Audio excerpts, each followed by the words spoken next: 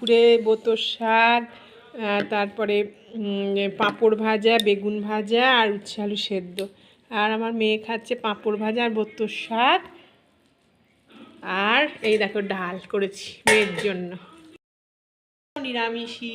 অনেকদিন পর মেয়ে আমরা খেতে বসেছি জানো, এখন টাইম হয় না। এই দেখো বেগুন ভাজা দিয়ে আমি বথুয়ার শাক মেখে খাচ্ছি, পাঁপড় ভাজা।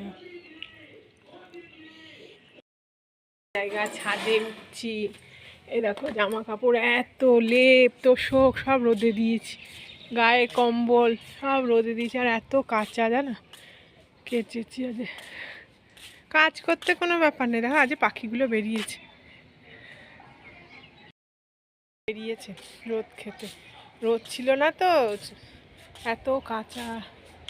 আমার মেয়ের সব জমেছিল, মেয়েরগুলো কাচলাম দিয়ে এখন আবার তুলবো।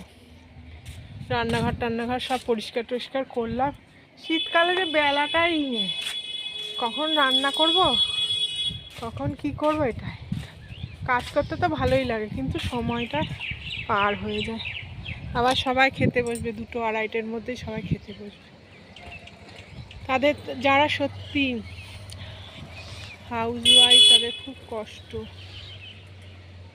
মানে টাইমে তো তোমার ভাতটা রান্না করে দিতে হবে, মনে করবে ও সারাদিন করেটা কি, কিন্তু না, কাজে খুব।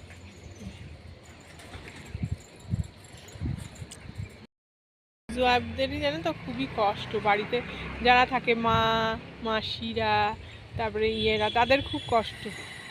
আমার ওপরে 4টে মানুষ ডিপার, 5টা মানুষ ডিপেন্ড। আমি কখন রান্না করব তাদের মুখে অন্ন তুলে দেব। তবে নোংরাও করা যায় না, জামা কাপড় কাচা, ঘর গুছানো, কত কাজ বলো তো। এই একটা প্রাণী আমি করে যাচ্ছি।